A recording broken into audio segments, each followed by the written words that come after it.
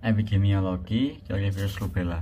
Jadi, virus rubella merupakan penyakit menular yang disebabkan oleh virus rubella, anggota genus Rubivirus dalam famili Togaviridae, dan umumnya bersifat subklinis atau ringan. Gejala yang ditimbulkan dari penyakit ini yaitu demam, ruam-ruam merah atau bercak-bercak, serta pembengkakan kelenjar getah bening.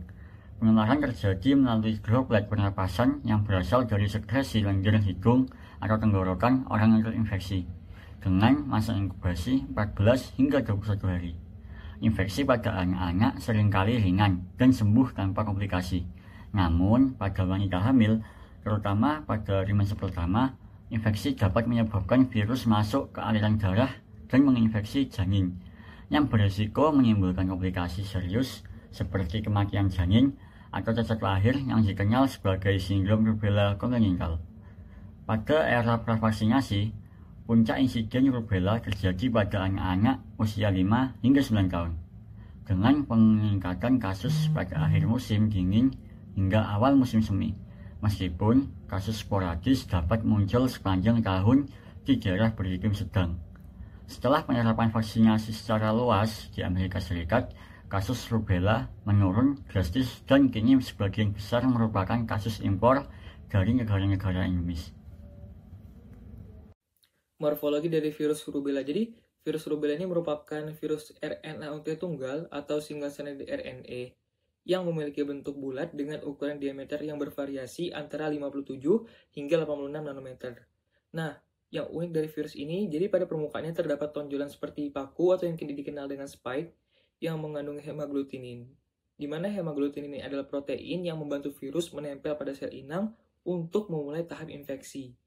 Nah, selain itu virus ini juga diselimuti oleh selubung lipid yang mengandung dua jenis glikoprotein yang penting, yaitu E1 dan E2. Dan glikoprotein ini juga memiliki fungsi yang berbeda, di mana glikoprotein E1 ini memiliki peptida fusi atau bagian khusus dari protein yang memungkinkan virus masuk ke dalam sel inang. Sementara glikoprotein E2 ini berperan dalam membantu pengangkutan E1 ke membran sitoplasma, serta juga memiliki fungsi membantu proses pembentukan virus baru saat virus ini matang. Kemudian juga E2 ini juga diketahui terhubung langsung dengan E1. Selanjutnya adalah struktur antigen rubella.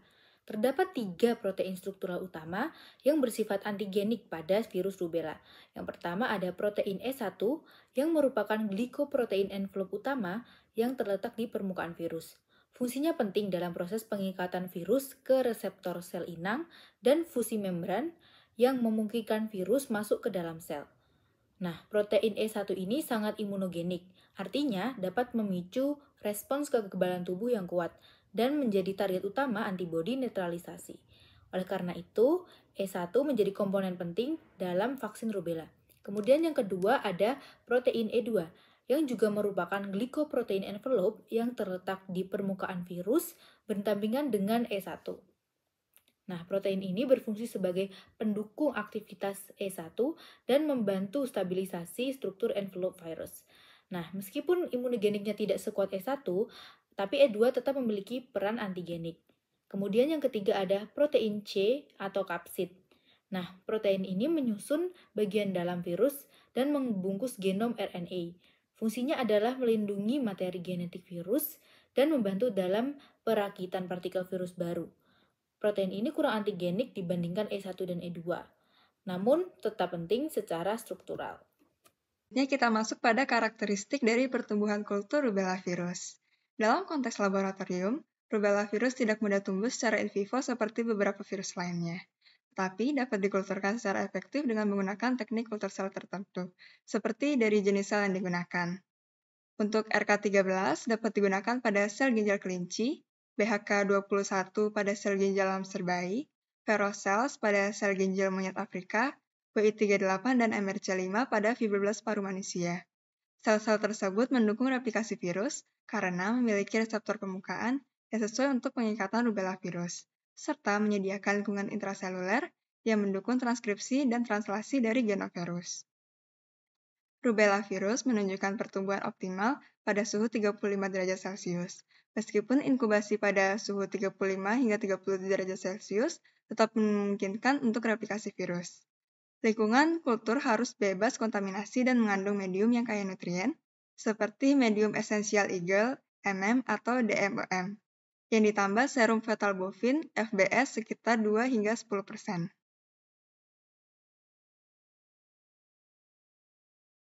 Rubella virus menginfeksi manusia melalui transmisi partikel aerosol, yaitu partikel kecil di udara yang masuk melalui hidung atau mulut. Selain itu, virus ini juga bisa menyebar melalui kontak langsung, khususnya antar individu pasca kelahiran.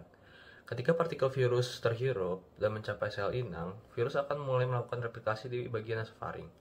Dari sana, virus menyebar menuju kelenjar getah bening lokal untuk memperbanyak diri. Setelah itu, terjadi penyebaran virus melalui aliran darah, atau yang disebut viremia, menuju organ-organ target seperti limfa dan kelenjar getah bening lainnya. Pada masa ini, virus berkembang biak dengan sangat aktif dan tersebar ke seluruh tubuh. Virus rubella dapat terdeteksi di dalam darah dan sekresi saluran nafas sekitar 7 hari setelah infeksi, bahkan 7 hingga 10 hari sebelum munculnya ruam. Menariknya, ruam yang muncul biasanya menandakan bahwa viremia telah berakhir dan tubuh mulai membentuk antibodi penetral di dalam sirkulasi darah. Pada akhirnya, kekebalan terhadap rubella ini bisa didapatkan secara alami setelah sembuh total, atau melalui vaksinasi yang memberikan perlindungan seumur hidup. Yang menjadi perhatian serius adalah infeksi rubella pada ibu hamil, terutama dalam 3-4 bulan pertama kehamilan. Pada fase ini, viremia maternal dapat menembus plasenta dan menginfeksi janin. Risiko terjadinya kecacatan dan infeksi berat pada bayi mencapai 40 hingga 60% jika infeksi dalam 2 bulan pertama kehamilan. Risiko ini menurun menjadi sekitar 30-35% pada bulan ketiga dan sekitar 10% pada bulan keempat kehamilan.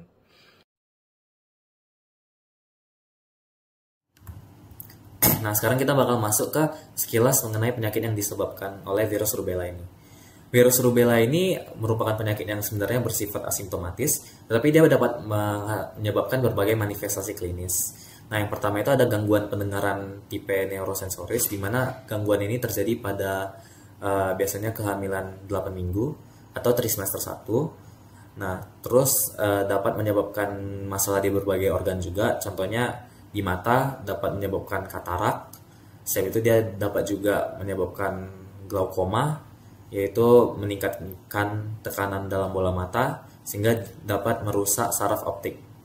Terus dia dapat menyebabkan trombositopenia, di mana kondisi trombosit dalam tubuh ini menurun karena virus rubella ini menekan produksi trombosit sehingga trombositnya menurun. Terus ada hepatosplenomegali, di mana virus rubella ini dapat membuat organ hati dan limpa kita membengkak karena terjadi peningkatan sel-sel darah dalam hati dan limpa, dan banyak lagi manifestasi klinis lainnya.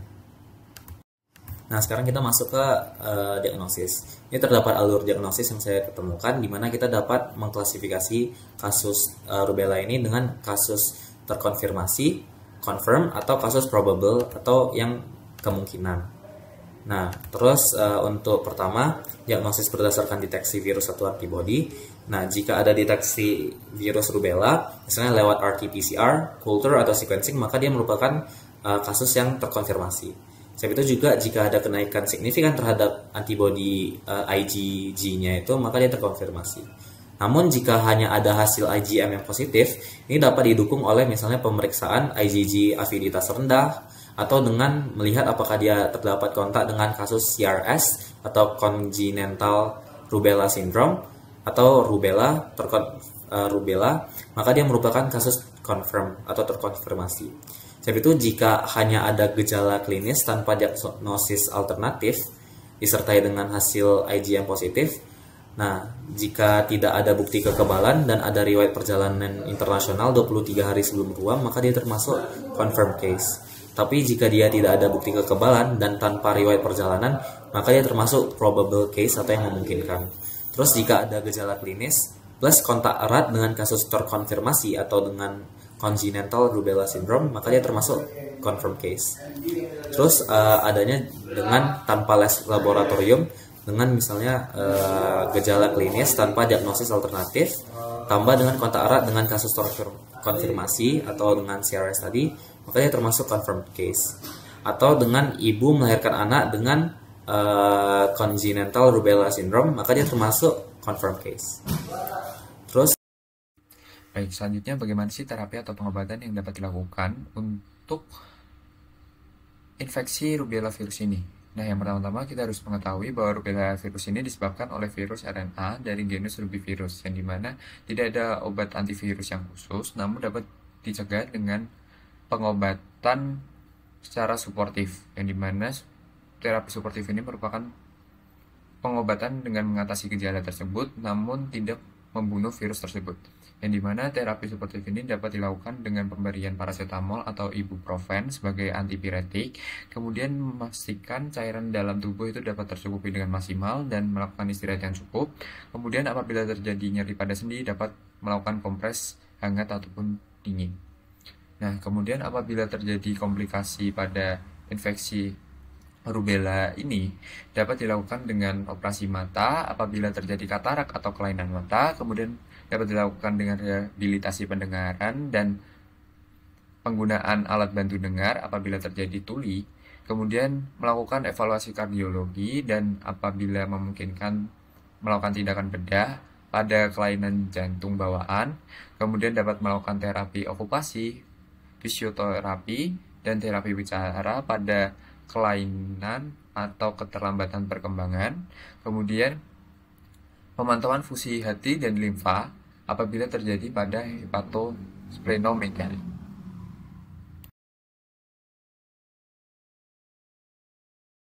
Selanjutnya, bagaimana sih upaya pencegahan atau preventif yang dapat dilakukan untuk mengatasi infeksi rubella virus ini?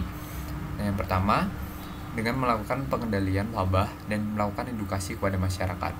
Kemudian melakukan vaksinasi, yang dimana vaksinasi ini sangat efektif untuk diberikan dalam pencegahan infeksi rubella ini, yang dimana mencapai 97% dapat mencegah infeksi rubella virus ini. Kemudian vaksin rubella ini terdapat dua jenis, yang dimana yang jenis pertama MMR yang merupakan vaksin kombinasi untuk campak, gondongan, dan rubella. Kemudian vaksin yang kedua yaitu MMRV yang merupakan vaksin kombinasi untuk campak, gondongan, rubella, dan varicella. Nah, vaksin ini dapat diberikan sejumlah 2 dosis, yang dimana dosis pertama pada usia 12 bulan sampai 15 bulan, yang kemudian dosis kedua dapat diberikan 4 sampai 6 tahun. Kemudian siapa saja sih yang dapat dilakukan vaksinasi ini?